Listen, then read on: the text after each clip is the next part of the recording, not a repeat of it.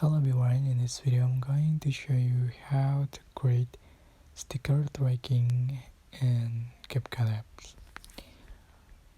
I'm going to open my project and I'm going to add the stickers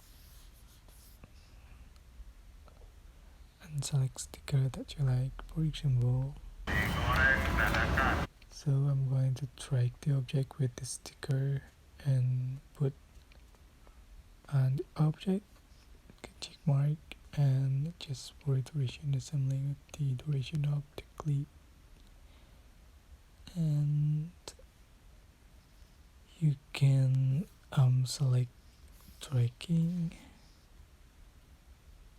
and select the sticker,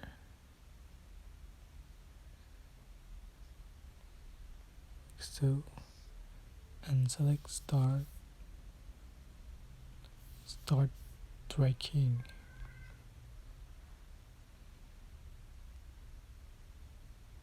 Just wait, and here we go. This is the final pic.